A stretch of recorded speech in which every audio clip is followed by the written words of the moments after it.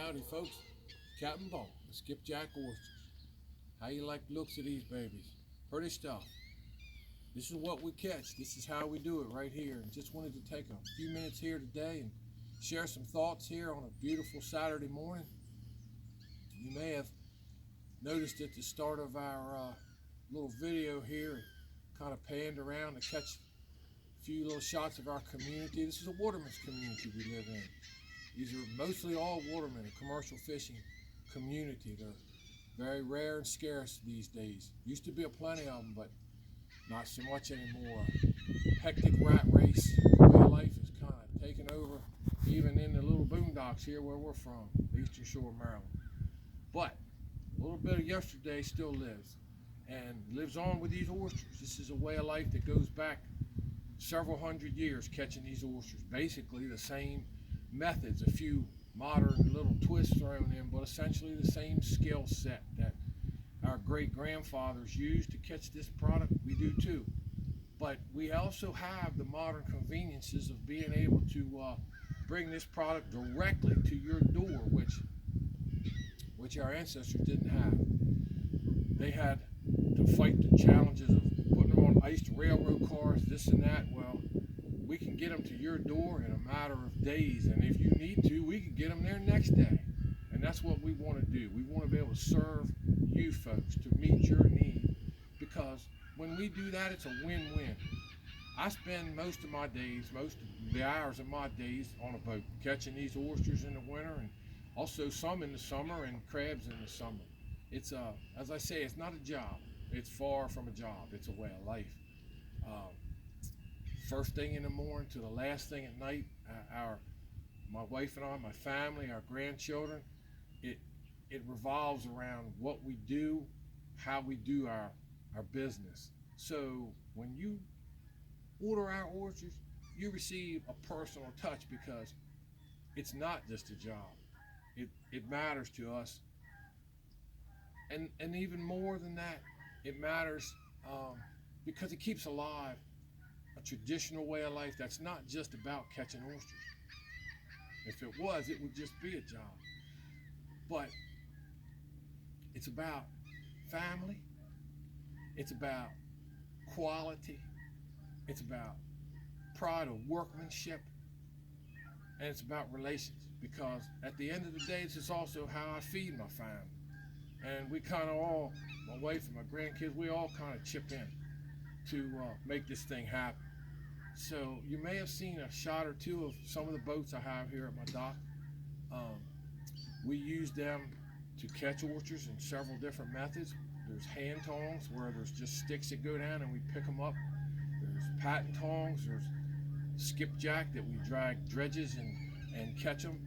But most folks tend to think of that as in just the harvesting sense of the word, and it's so much more than that. It is think more of the way we do things as a farmer who plants his field, because in the spring we replant oysters, we replant the wild seed, and you may hear a bilge pump just kick on one of these boats here.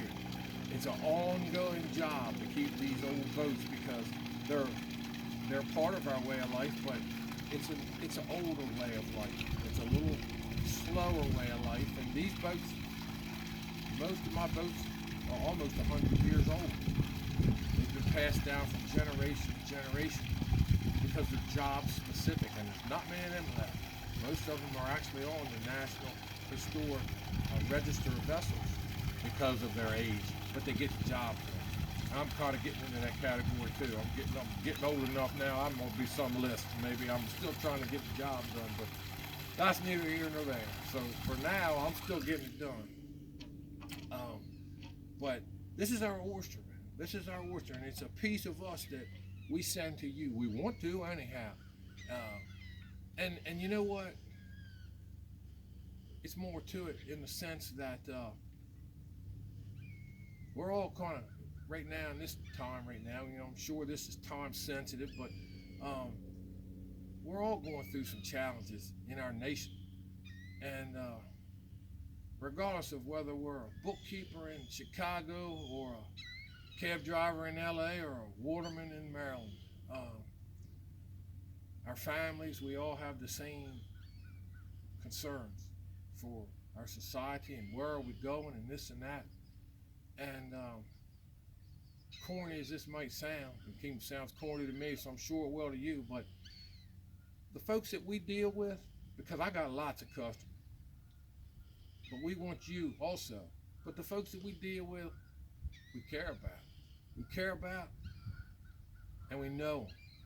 And we'd like to get to know you folks too. And if you don't want to know us, that's fine too. But we got some nice orchards you can eat on a weekend, even if you don't. So my buddy Todd, he's filming this. He asked me to share a few thoughts about kind of what we do. What we do is actually it's a dangerous job. You may have seen that show Deadliest Catch sometime. It's kind of a deadliest catch situation that we have. We don't make headlines and this and that, but we catch these oysters through the winter months. Whether it's 40 degrees or whether it's 20 degrees, we're out on that water. Whether it's blowing 5 miles an hour or 30 miles an hour. Whether we're taking the jacket off because it's kind of warm today at 40 degrees, or whether we've got everything so much on we can't hardly move and icicles dripping off our nose. Because no work, no pay. It's that simple. That's part of our way of life. No work, no pay. We get the job done, and it can be dangerous.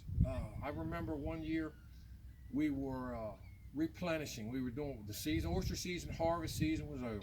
We were replanting oysters. I was in my skipjack, which is a traditional sailing vessel on the Chesapeake Bay here. It's also powered, but very small engines. It's in a small yawl boat behind the boat itself. And we got caught in some wind out in the bay. When we load these boats, we load them to where you may be able to see this boat beside me here. This is a seed boat that we haul seed in, oyster seed. We plant small baby oysters, it's called seed. And then they grow to what you see here, these big, beautiful oysters. And when we load them, that gray area that you see around her is underwater. We load them that deep because the more you put on there, the more you get paid for. It's that simple. More groceries you can carry in the house, and when mama comes home from the grocery store, the less trips you gotta make. Same philosophy on this seed here. And it does get dangerous. Lord knows it gets very dangerous. And we were in that lower bay one year, and a wind struck us and laid us right over, right on her side. I'd say 1,000 gallons poured right into her. And we keep extra pumps in case of such an emergency. And I hollered to the guys, because when something like that happens, I have a crew over there. When something like that happens, you only have a few minutes to react. And we have gasoline pumps. And we had the boys start the gasoline pumps. And as challenging and kind of scary as that was, I couldn't help but laugh at the moment, because all I could see over the pile of oysters was hands coming up in there. That was the hands coming up where those fellas were pulling on those Briggs and Stratton gas motors. Hands, hands, hands. And I knew every time I saw a hand, I knew it hadn't started. Then when I didn't see that hand anymore, of course I couldn't hear from the roar of the wind, but I knew when I didn't see that hand anymore, I knew that engine had started. I felt a lot better. Take a look over the side, and yes, had a little bit of water coming out instead of going in. Because the very definition of sinking is more coming in than there is going out. As long as you got water going out, it don't matter how much you got coming in. Welcome to the world of wooden boats. So that's just a little bit of insight, folks. Is kind of some of the challenges we face. But like you folks, we also face the daily grind of getting the job done. Day in, day out, my day starts at 3:15 in the morning. Hopefully, if I can get everything to go right, it'll get done about 14 hours later, unless something goes wrong, and then it goes longer. But that's what it takes. And again, if I thought of that as a job, I would think, have you lost your mind? But it's not that way. It's what we do.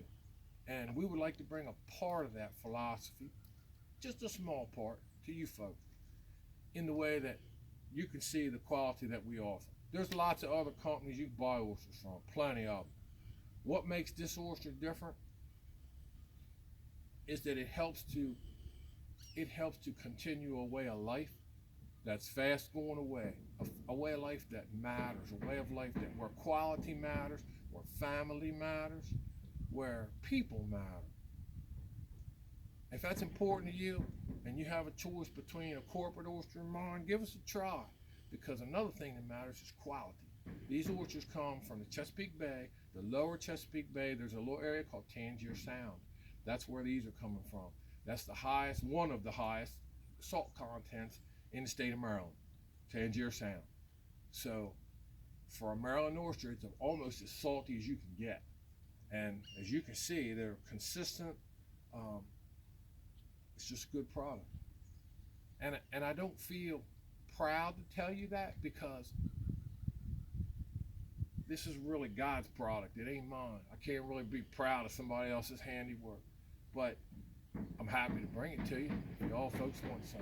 So for today, I'm going to get going. Got work to do. This is Captain Bunky saying God bless.